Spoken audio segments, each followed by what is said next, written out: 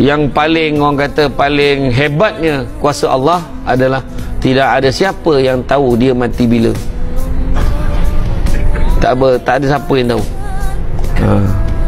Orang tu sebabnya orang yang pesakit kanser je Allah Ta'ala bagi kelebihan. Pesakit kanser, siapa yang ada isteri, suami, saudara mara dia yang meninggal sakit kanser.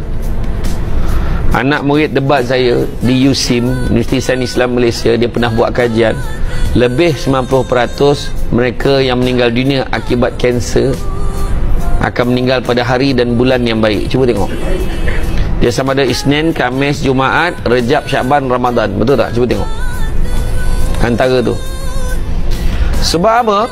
Sebab kebanyakan orang yang sakit kanser ni, kalau yang dah tak ada harapan ni, doktor dah cakap dah, ni kalau ikut penelitian saya lah, antara 2 ke 3 bulan je lagi. Tak ada siapa yang tahu exact date, tak ada. Antara 2 ke 3 bulan je lagi. Kalau dia boleh tahan pun paling lama 3 bulan. Tapi ada je yang 5-6 bulan.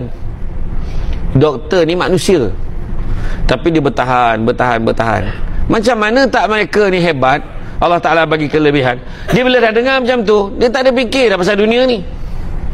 Mak, nanti keluarkan duit tu mak, keluarkan duit tu berapa ribu, 60 ribu mak keluarkan. Semua keluarkan. Kenapa pula? Nanti 20 ribu mak dengan ayah nanti pergilah umrah. 20 ribu tu ambil. 10 ribu bagi ke Along. Along kata itu dia nak buat bisnes, itu dia nak pakai modal, bagilah 10 ribu tu.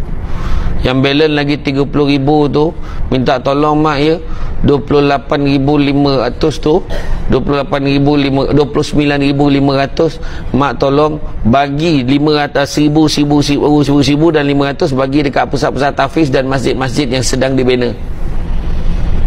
Mudah-mudahan adalah saham dia setiap masjid dengan pusat tahfiz tu.